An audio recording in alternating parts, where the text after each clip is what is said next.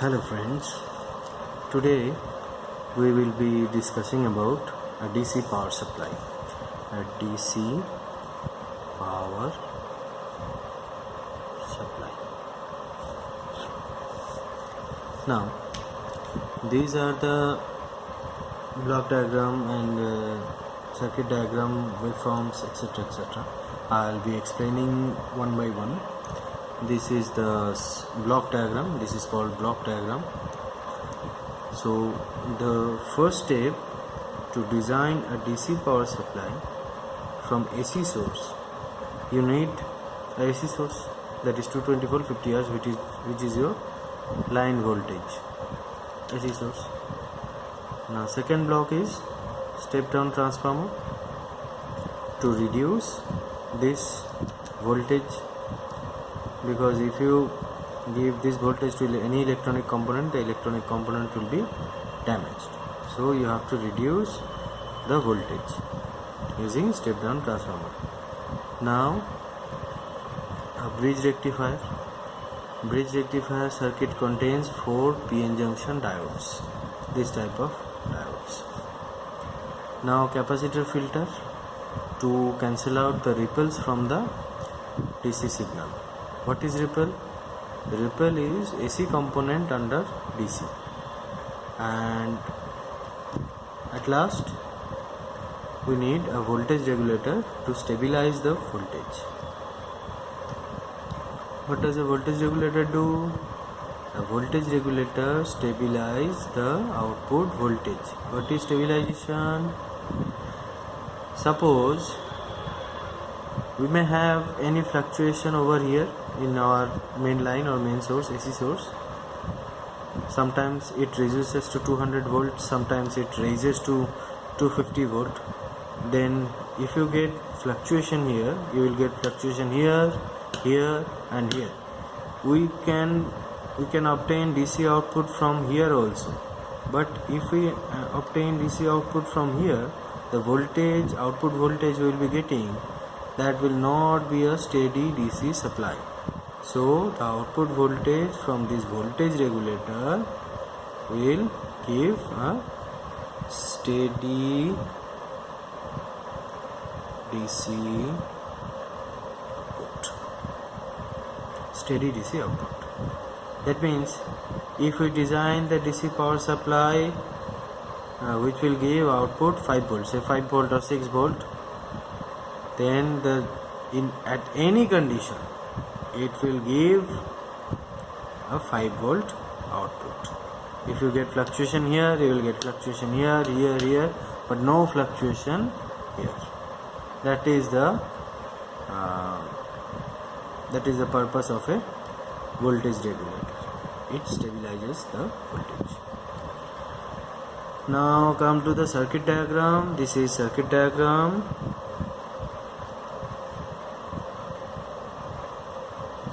This is block diagram. This is circuit diagram. Circuit diagram. See, first we have 220 volt 50 Hz AC supply. This is AC supply. Then we have connected a step down transformer to AC supply. Step down transformer. See, the primary winding has more turn than secondary winding, so it is a step down transformer. Step down transformer. Then a bridge rectifier circuit using 4 diodes here. 4 PN junction diode. So 4 PN junction diode we have connected a, don't see this. We have connected a PN junction diode. We have connected a bridge rectifier circuit using 4 PN junction diodes. Now we have given here a RL load resistance to obtain output from this load. Okay. Now what happens when positive half cycle or negative half cycle? This is my input signal. This is the reduced AC voltage. Say it is a voltage of 9 volt, 220 to 9 volt. We have reduced to 20 volt to 9 volt. So this is the signal of 9 volt. Peak to peak it is 18 volt. Okay, so this is a signal of 9 volt. 9 volt, why I am saying it 9 volt? Because one peak is 9 volt, and in a rectifier circuit we don't need to calculate the peak to peak voltage. We need one peak at a time. See, one peak. Okay, now how this waveform is obtained? See, when positive half cycle comes to the circuit, see, D1 is forward biased and D4 is reverse biased, so the current will flow through D1 for positive half cycle. Here V0, positive half cycle, and then again D2 is forward biased, D2 is reverse biased, so current will not flow through D2, so current will flow through RL, so current direction of current flow here RL, you can say it is RL. Now again it will flow through D3.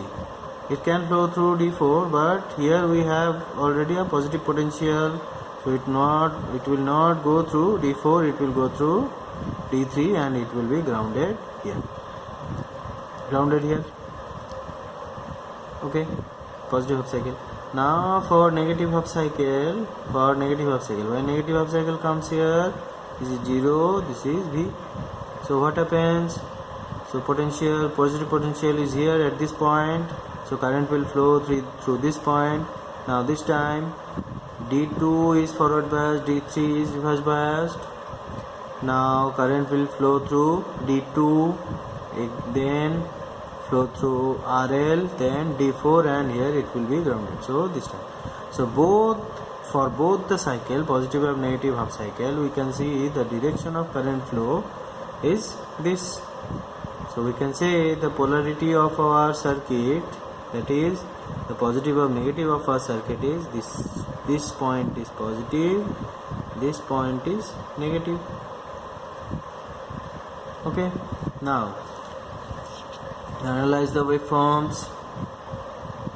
Positive half cycle, for positive half cycle we will get a positive peak here, and for negative half cycle also we will get a positive peak here. Why? Because the negative half cycle at the input is forward biased with respect to D2 and D4. So as it is forward bias, so we can draw this negative half cycle in forward side. Okay, this way these waveforms are obtained. Now what is the frequency difference between these two waveforms? This is called pulsating DC signal. This is called pulsating DC. Why pulsating?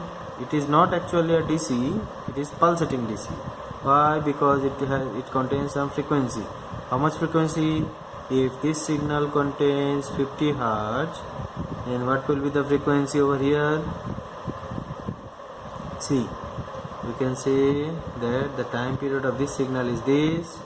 Then what will be the time period of this signal? This is time period, because after this positive half cycle, same cycle repeats. Okay, now the time period of this signal is reduced, and we know the frequency and time period inversely proportional. So if time period is reduced, then frequency will be increased. If it is 50 Hz, then it will be 100 Hz. Okay, still it is an AC signal, it is not a DC. It contains some frequency. Now how to remove this AC part from this pulsating DC signal? We have to apply a capacitor filter. We can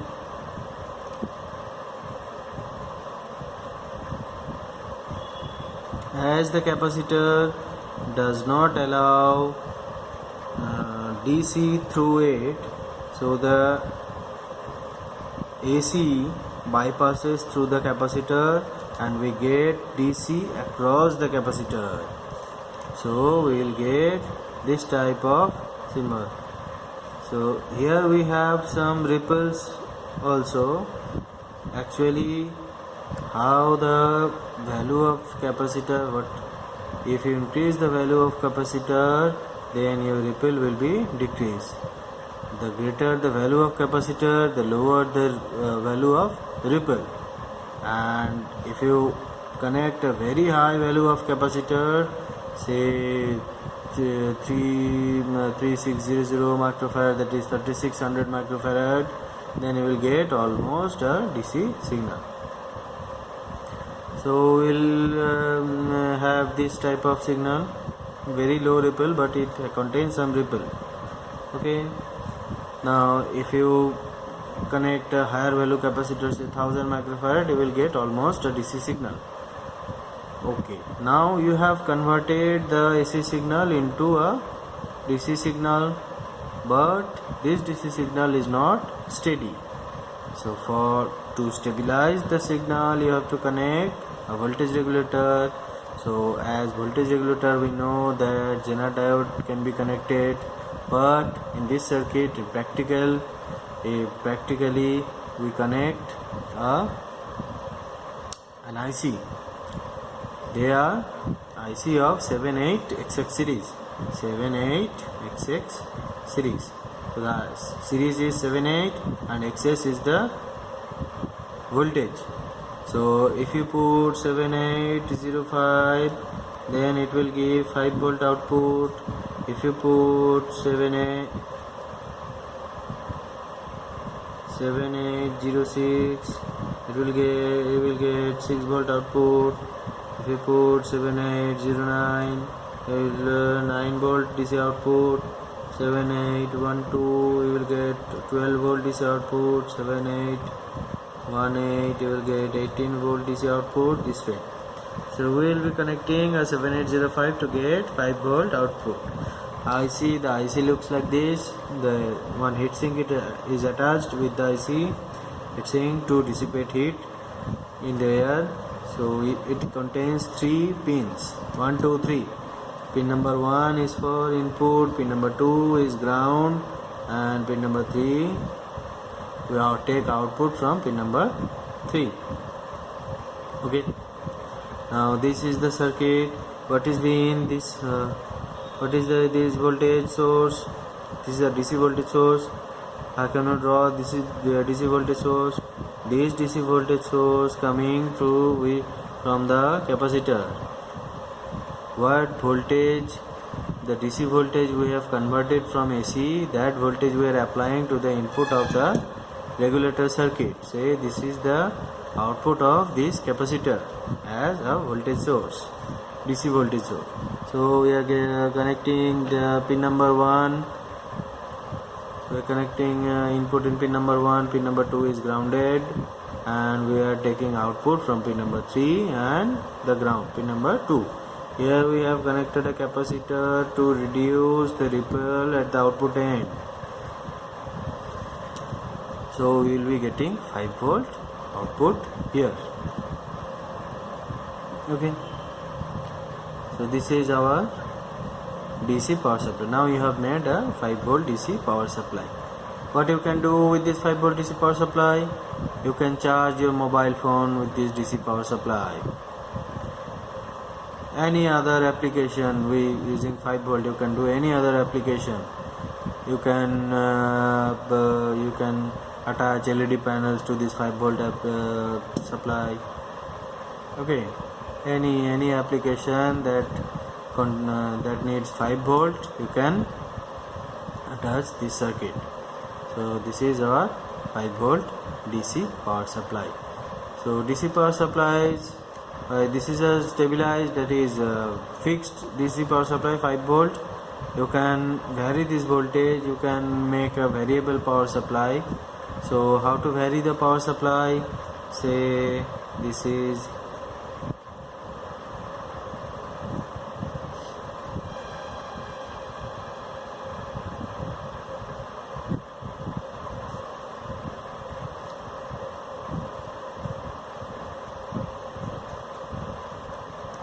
so what is this VIN? What is this voltage? This voltage is the output of this is the output of this regulator circuit. Now regulator circuit is connected. Now you have connected one pot. That is pot. What is pot? That is potentiometer variable resistance. Variable resistance has 3 terminals. This variable resistance is like this. 1, 2, 3. 1, 2, 3. This variable resistance has 3 terminals. So 1 and 3 is connected to V in, positive of V in and negative of V in, and you will get output from 2 and this negative. So you will get output from 2 and negative. So if you increase the value of pot, you will get the voltage. So if you increase it fully, you will get 5 volt.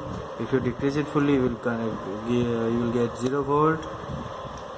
If you increase in half position, or here 1, 2, 3, if you increase 1 volt, 2 volt, 3 volt, 4 volt, 5 volt, 4.5, 3.5, any voltage under 5, 0 to 5, you can get with this circuit.